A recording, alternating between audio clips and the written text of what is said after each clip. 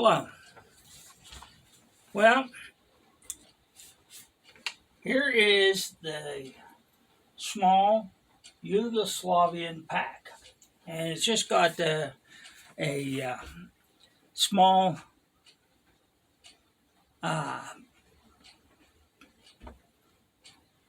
having brain farts today. A small polar fleece throw that I have cut a head hole in, and my GI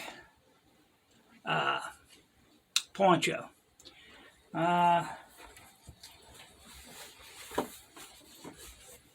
this is the size of the poncho, the East German poncho shelter half. It's not very big. It weighs about 3 pounds.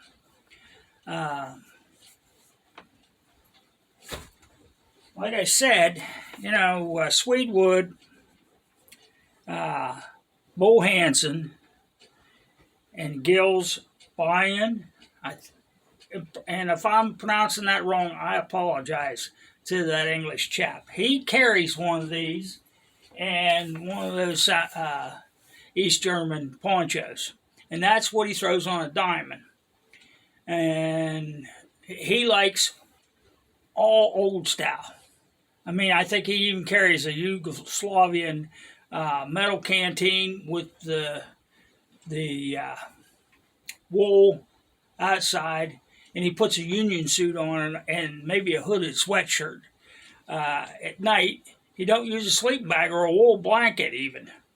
And he burns a fire in one of them steamer that folds down, like the clamshell. And he fits everything in there. The only thing I've seen with this on Giles is he got a couple, there's 2 grab ports here. He puts leather belts in there. And I think he put new leather belts on here. This leather belt broke, that's why this string's here, to keep the lid shut. But he carries everything. He has one canvas pouch on his belt. I don't know what he carries that. Maybe his camera gear and batteries. I don't know. But the reason, this can be turned into a haversack. There's loops here. These unclip. They got a small pad on it, which is pretty good. The only thing I'm going to do to this is I am going to take and put a sternum strap on, because if it lays on that nerve, my hands go numb.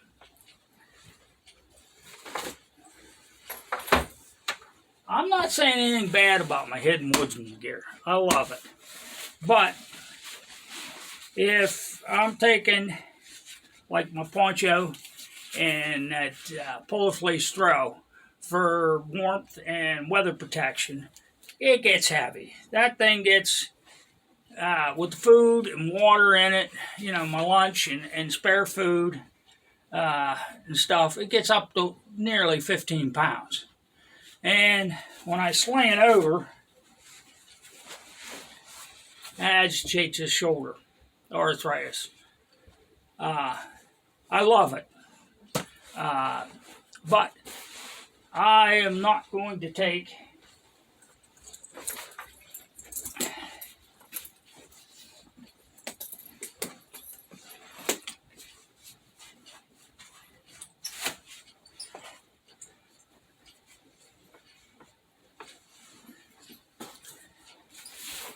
the 2 of them in the woods. If I do to extend my period of stay, this will have nothing but food in it. No water. Maybe I might put extra alcohol in here, but I'm not going to take a big bottle. I love my day pack. I can get 3 days out of it if I need to. My Deep Woods ruck, 10 days I've been out on the Appalachian Trail. But when you're pushing 46 pounds, it gets on you. So I'm trying to messing around. This isn't going on the Appalachian Trail. No way in Little Green Apple. I got 271 miles. I'll take either my Deep Woods Ruck or my other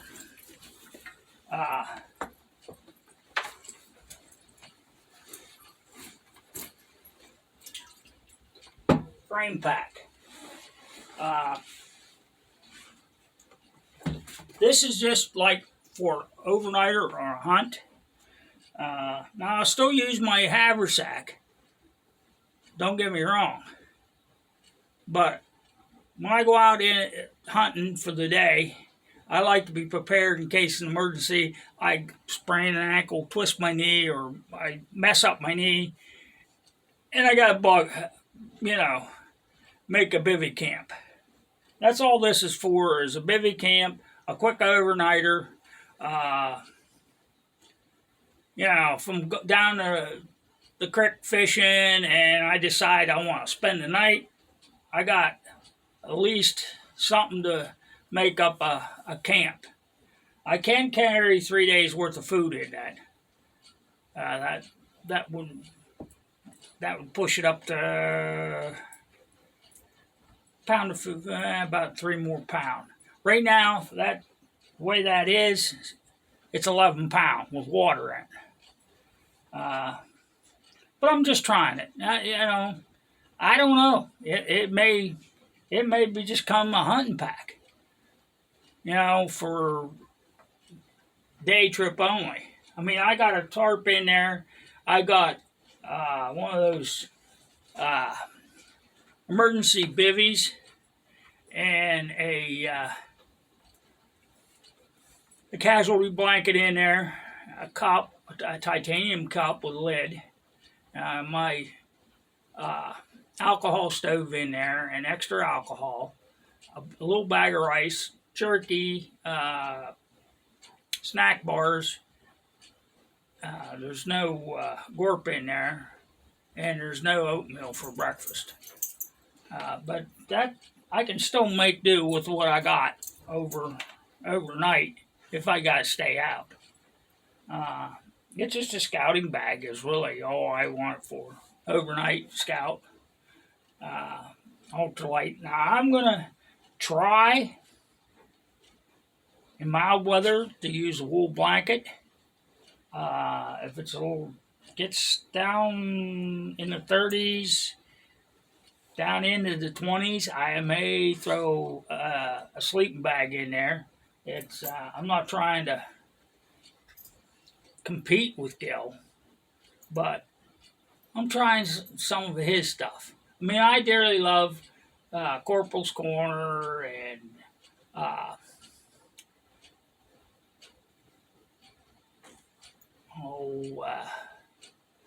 Cold Cracker and them guys, JB and a bunch of other ones that make videos.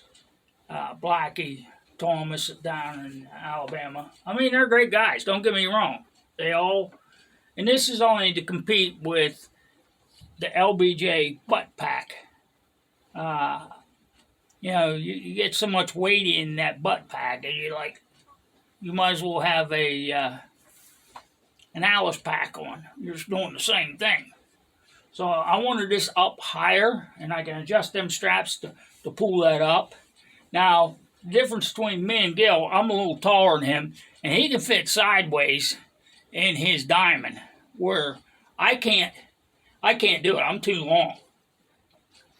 And but long ways, I can get in there. If it's raining or something like that real hard, I'd probably have to take the poncho, the GI poncho with me, if I think it's going to rain hard, and put that over as an extra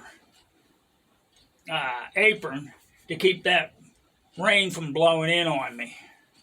But as far as it goes, the only thing I'd have on my hip is if I'm going to do some serious cooking, I probably will have my Pathfinder stainless steel canteen, cup, lid, maybe the stove, or sometime I'll I'll omit the stove and take my Firebox Nano and the canteen cup and of course the canteen, because it's 40 ounce, and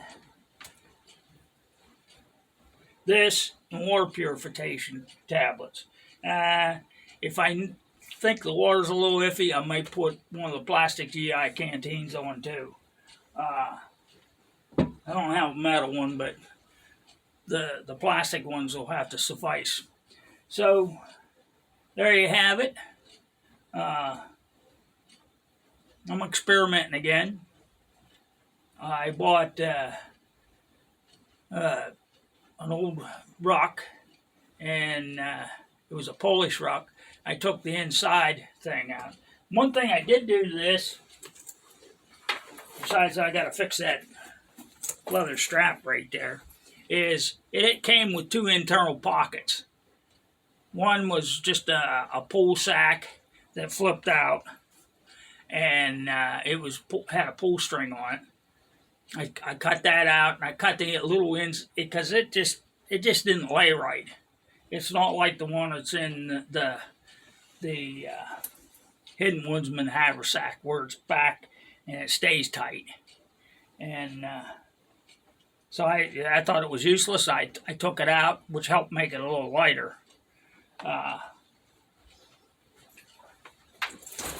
So anyways, have a good evening. Catch you later. And you're going to see that in mild weather in the woods for overnighters on scouts. Because I'm going to be doing some scouts. There's new track timber I've been looking at. And I want to try to scout around and find myself a vantage point for bow season. This year I got a deer with a muzzle loader, first one in 30 some years. I mean, I've shot over them, under them, shot trees. I did a little bit more practicing this year, and I went back to round balls. I think the round balls is what gave me the edge. I got it zeroed in a little bit more. I got a little bit more to play with where I really like it. But it was good enough that I knew if I got a decent shot at one, I'd bring home meat. And I did. I was that confident that I knew I could hit what I was shooting at. And it wasn't like before where